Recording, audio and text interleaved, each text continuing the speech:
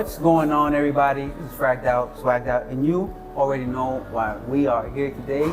Estamos aquí en la Perfumerie en Raleigh, North Carolina, y voy a hacer una entrevista en español nada más hoy.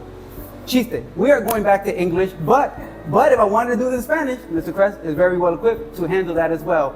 But thank you everyone for joining us today, checking us out. We're here with Olivier Cresp. Thank you very much, sir, for joining us today. And we're going to talk a lot about the fragrances you have currently. But before we get into all these amazing fragrances and the brand that you've released, talk a little bit about how we got here, right? Yes. So you have a very rich history of perfumery going back several years. You're considered by many as the master perfumer, a master perfumer, a lot of experience in that. And a lot of perfumers, especially now, booming new brands, want to be in the industry, new fragrances. When you started this journey, did you think that you were going to be the Olivier Cresp, or did you just want to be a perfumer? Was it something you just wanted to do? What was that journey like? De primero quiero decir, soy muy contento de estar aquí con vosotros, es realmente un placer y gracias Rico para tus palabras y seguimos en inglés ahora.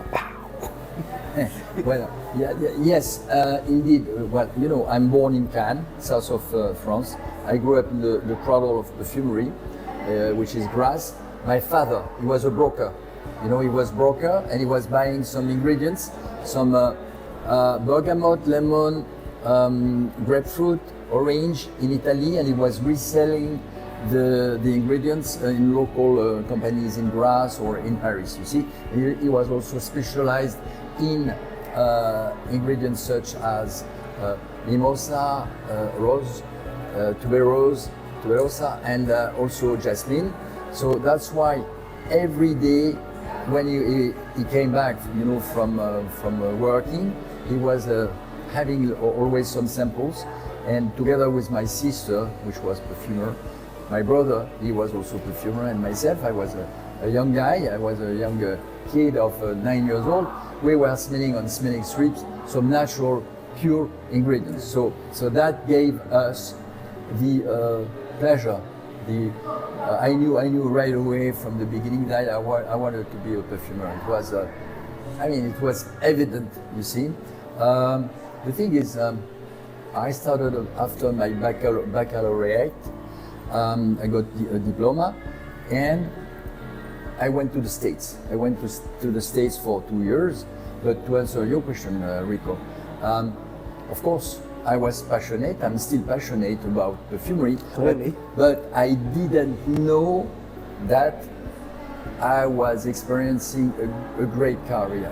You see, because I went to the clouds, to the stars, with what I achieved, more than 400 fragrances. But you know, I don't want to be proud. I'm staying humble. I don't want to change myself and my style. I remain the same, and I still have the same passion. I love to work for dressmakers, designers, or whatever. But I enjoy also, for more than 6 years now, working for my brand, together with my daughter Anaïs. We created that beautiful Akro brand, but I'm sure we're going to talk about absolutely. It. Absolutely. By the way, I have a perfect segue for it. Trust me, I know where I'm going with it. So, one of the, again, over 400, you've worked with very different, varying brands, never in one particular space, giving yourself a lot of options to grow as a perfumer. And then we come to Angel. Yeah, correct. And I think if anybody's watching this right now, if you're watching this kind of content, you know what Angel is, and you probably know the greater impact the Angel had in perfumery as an industry as a whole. And it kind of gets to where I'm at in perfumery, where one of my most favorite styles of perfumery is gourmand. Now, I don't think that until Angel was established, there was the ability to say, I want gourmand fragrances. It kind of turned into an entire genre on its own, and now we have the ability to have all these great some here we're going to discuss. So when you made Angel, again, I always think about looking forward. Did you even think that this was going to be a fragrance that disrupted an industry, that made other perfumers want to make fragrances that can do this? Or was it just a fragrance for you, just one of your other creations? Well, in fact, I was 34 years old, you see, and I was working, I had the chance to work with Thierry Mugler himself, and he was in the highest level of his career because he was talented, very creative, very humble too. And I knew that my fragrance was really different, really good, very strong, but I didn't know. I understood when the fragrance was launched on the market that I was opening one door, the door of the gourmand fragrances, Los Golosos. And you know, it's amazing because the fragrance itself was very popular and still very popular. Patchouli with vanilla, with honey, with cocoa, with some delicious cassis, kiwi on top. You see, fragrance was totally new from the market, but again, yes, I mean, everybody agreed. Even all the consumers and as well the competition among the perfumers, they all said bravo, because you are opening a new family, a new tendency, and now we are in 2024. Out of 10 fragrances on the market, for sure you will have 6 fragrances which are edible gourmand. Sure. And a lot of houses even now that create entire lines based after gourmand. So super appreciative, because that is my favorite genre of perfume. And with that specifically, you talk about gourmand fragrances, you kind of laid the way for those fragrances. So now when we move forward, you actually created your own line of fragrances together with your daughter. Yes. And the line initially started with those very deep pleasures that someone can find themselves always wanting to go back to, those things that we find ourselves maybe even addicted to in a way. They say that tattooing is an addiction. Well, I'll only show my wrist right now, but trust me, it doesn't stop here. It goes all over the place. So you honed in on those very particular areas that we do find ourselves always going back to.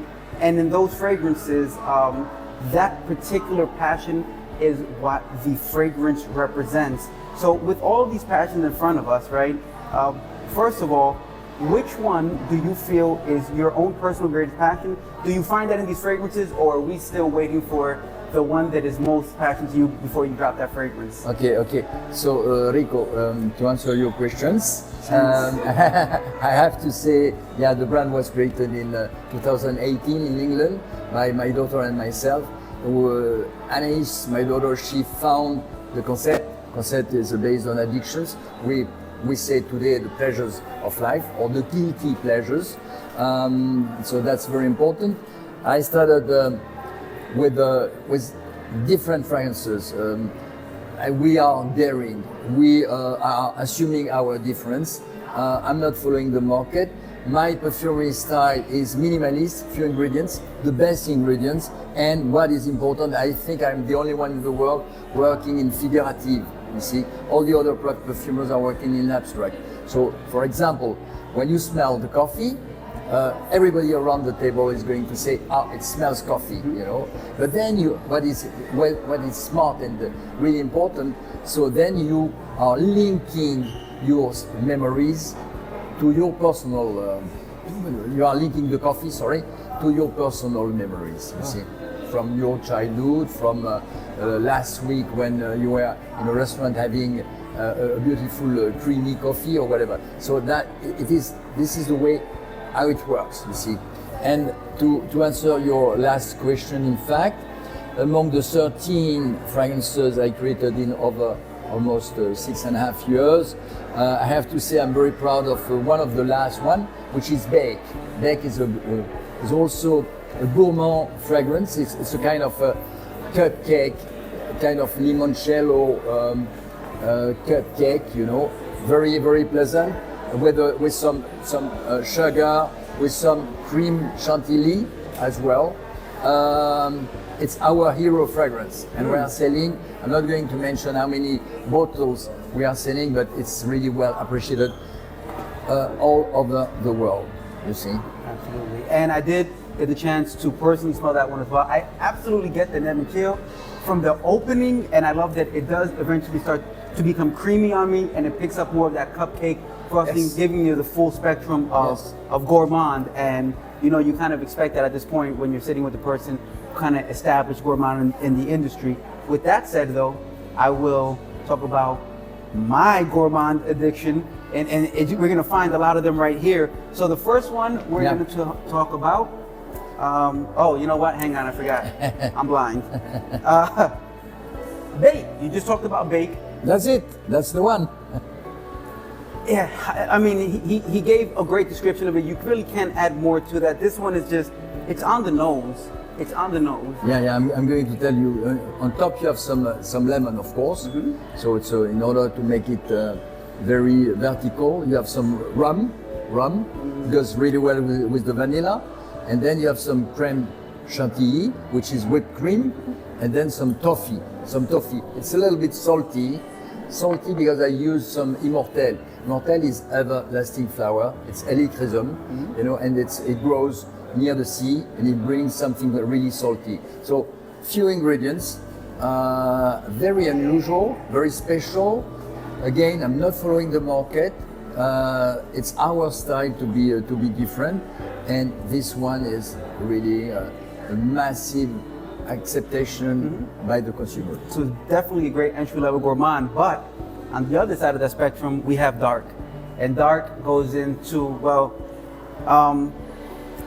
not only does it go darker, but it's a very heavy, chocolatey, like dark chocolate. Yes. And again, the interesting thing about these fragrances here, as you said, minimalist in the sense that what you're intending to smell, you're going to smell in almost the realest version of that particular note or fragrance you're considering. This one right here, look, I'm doing it on skin because this one, I love chocolate, I'm heavy on gourmands, and this deserves skin. I love this one as well. God, you know, yes. so what I wanted to do, in fact, I wanted to make also a chocolate, but I wanted to have like a cocoa powder chocolate effect. You see, that's key. So it's a chocolate, no doubt. You have some beautiful cinnamon.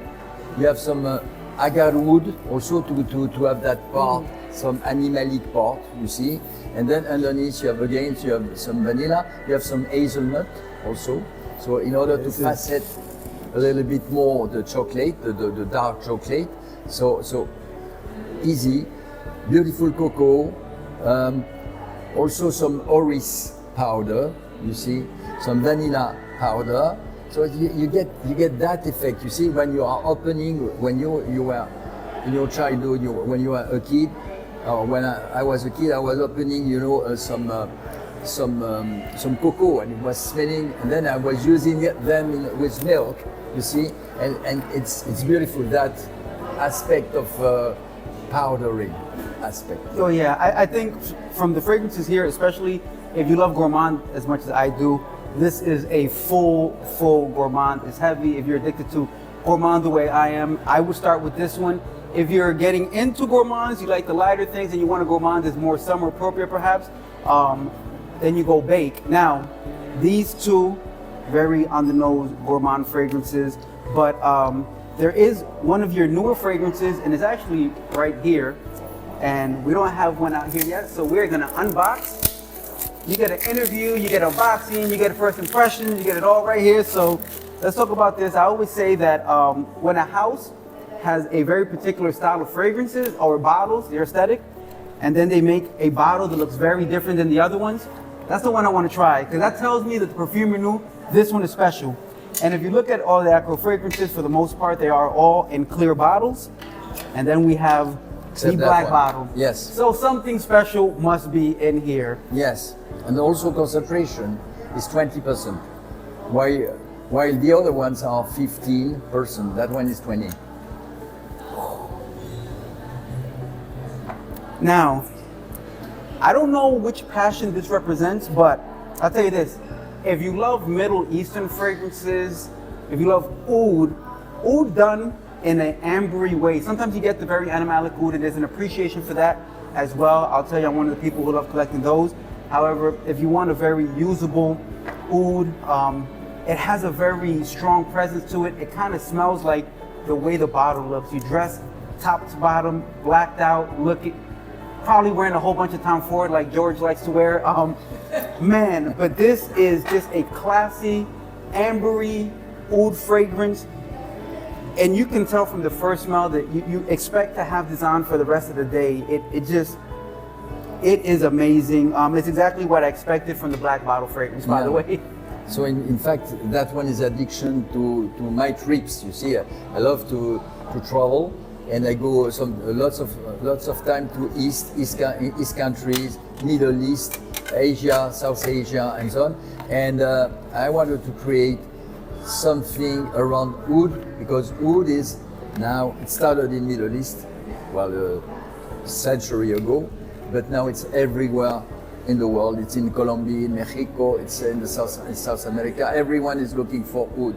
So, but there is something that I don't like personally in oud. It's the animalic part. Sometimes it smells like camel, you see? So it's a bit bothering, and sometimes it's cheesy. There is a kind of Parmigiano feeling that I hate. So I try to avoid this. I try to make the oud quality that I love, using the best oud quality from Assam in India, above Bangladesh, and I mixed it with some leather, with a beautiful rose, some raspberry, and some cypriol as well, guaiac wood oil, you see, and in total you have something very smooth, very diffusive, elegant, pleasing, lots of people all over the world. Oh yeah, this is so. As much as I love gourmand, this is currently the front runner for me. However, we have not gotten into the star of the show right now, your latest creation. Yes. And we have this right here. And again, I told you, look out for the color of the bottle. If it's different, they're telling you something, even they know. So we're gonna go with the last free real estate I have. And tell us please about, beautiful atomite, wow. All right, so before he says anything, ambery and fruity right off the top. Oh man, so everything in fragrance is not always how many compliments do I get, but I can guarantee you that this is a compliment getter. Has a flirty nature to it, a more intimate, it just smells like you want attention. And you're gonna get it if you wear this. So please, but tell us your take on this particular fragrance. Among our brand, in our range, we have 13 fragrances, and I was missing something very important. It's the ambery oriental fragrances. So I wanted to create something around vanilla with some tonka beans, some benzoin as well. You have some black pepper, some incense, and labdanum. It's a very short formula, very simple, with traces of peony also on top of the fragrance. It's also chic, elegant, and it's addiction to parties. So that's why, end of day, you are dressing up a little bit differently, and anybody can wear this one before party and for enjoying your time there. And everything after the party. This is wear to the party, after party, and when you go home. There is one more that I did get to mention before, and this is smoke. It's not in the gourmand realm, it's not in my ouds, but it is a very strong, powerful fragrance. Even I would say, if you're into tobacco fragrances, it does not do what any of the tobacco fragrances do, because a lot of times they're trying to give you the more marketable version of tobacco. In this fragrance, you get a very realistic tobacco, and not just the tobacco itself, but the utilized tobacco, which is to say that it has a smoky essence to it as well. It's rich, it's powerful. It's definitely for people who are bolder and don't mind being apart when it comes to your fragrance profile. This one right here, very, very unique. You think that it's too smoky, and then every time you smell it, you want to go back and smell more of it. It has a unique is the best word for it. Smokiness and tobacco. If you love heavier fragrances, which I do, which is why I would recommend this one. Again, not for the beginner fragrance collector, but man, just a very complex, smoky, heavy fragrance that I absolutely enjoy. Yeah. Smoke definitely it's our more powerful fragrance. It's totally unisex. I started on a tobacco filling with tobacco leaves, real tobacco leaves. Then I wanted to, as you are saying, Rico, I was using some tar, I was using some birch and cade in order to reproduce that smoky effect on top, blended with spices such as cardamom and cinnamon. You have traces of honey underneath, then vanilla and tonka beans, and the overall fragrance is really well appreciated. It's a black fragrance. It's really rock and roll, and it's for sure that's the most diffusive fragrance. For me, it's more masculine than feminine. I agree. I prefer to be the one on a date wearing this one than my date. But again, you know what they say, you wear what you like. If you find the use case for it, then use it. So these are we spoke about the ones that I absolutely gravitated from the very beginning. And if I had to give you a rank order, which I shouldn't have to, but I am going to, I'm still going to say that I'm going to start off with East. East is just, it's I feel like it's my style of fragrance. If you're into those more darker, mature, but it has that sexiness to it, East is going to be an amazing oud fragrance that is usable. Again, some of the ones that I have, a lot of people don't want to try my ouds. This is an oud that you will get attention for. That's going to be number one. I'm going straight to that oriental, ambery, fruity. The two prettier bottles, by the way, they're going to look great in the collection. Oh man, yeah, glow, and this is glowing off of skin. So this is definitely one. It's going to be one of the easiest ones to catch right off the bat. By the way, you don't need a whole lot of thinking about. You can pick this up, go, and you smell very nice. And then I'm going to lean to my gourmand tendencies, and I'm going to go with dark, with that rich, thick, creamy. No, this is baked. I smell that. I grabbed the wrong one. This is not rich or creamy. This is lemony. Bake is good. No hate on bake, but dark, rich, creamy, chocolatey. This is the epitome of gourmand, especially within this line right here. They go all in on the gourmand here. So if you are a really strong gourmand lover, the way that I am, you definitely want to check this one right here. Is there anything in the collection that you would like to highlight before we let the people get back to their time? Well, maybe also we can smell smile. You know what? I put it on this table for a reason. Yes. Smile is interesting. Also, it's also a very positive message because it's addiction, pleasures of life, on joy and happiness. You see, for example, over the day you take smile, it gives you some joyfulness, and then in the evening you have glow and you go to parties. So it's extremely positive. And I wanted, after all the crises, to come up on the market with something really happy, bringing happiness, joyfulness, and I think it's a very uplifting fragrance. Yes. Absolutely. It just has a very sparkling tendencies overall, but yeah, overall an amazing collection. Definitely something to get into. I want to thank Vika and La Perfumerie for having us here today. I want to thank you, so much for your time. Pleasure. Thank the opportunity to talk about these great fragrances, and thank everyone out there who put this together and who are enjoying this content today. Once again, fragged out, swagged out, and we here are out. Salud. Salud. Gracias. Hey, gracias.